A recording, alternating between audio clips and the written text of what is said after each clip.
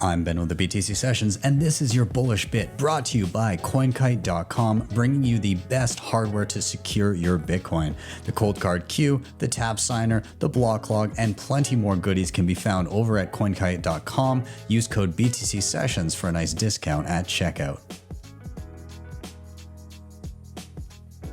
I've been doing a lot of stuff alongside the Human Rights Foundation. And so there's people in some pretty shitty situations where, again, just straight up government, oh, you're against the government? Okay, well, turns out you can't transact with anybody. And anybody that transacts with you in any way, shape, or form will also shut off their bank accounts, and they'll be penalized, and they'll potentially be labeled as terrorists or whatever the mechanism is.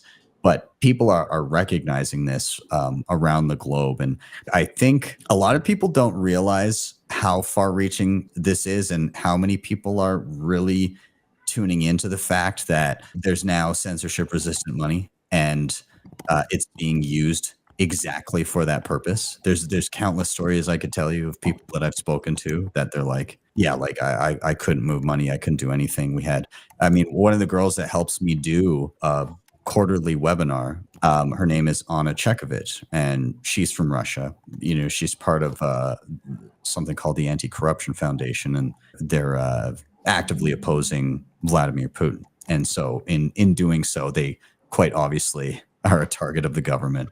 They had their bank account shut down, and they came across Bitcoin and started using it as a fundraising mechanism. That nobody could fucking touch the Bitcoin. So it's kind of like a giant middle finger of like, hey, you can see exactly what we raised and you can't touch it. There's nothing you can do. Even though you see what we've raised, the funds are inaccessible to you. So yes, this is beyond just building wealth. This is a tool that can't be fucked with. And people in the West are getting it too. It's just there's not as much urgency here as there is, and there's not as much incentive or perceived incentive here as people that are in dire straits. And so it's you kind of see, like, in my opinion, I'm kind of seeing like people at far ends of the spectrum picking it up. So people that are most disenfranchised and have the least to lose, that they're like, okay, what the fuck? I'll try it. Why not? Like, what worse could happen?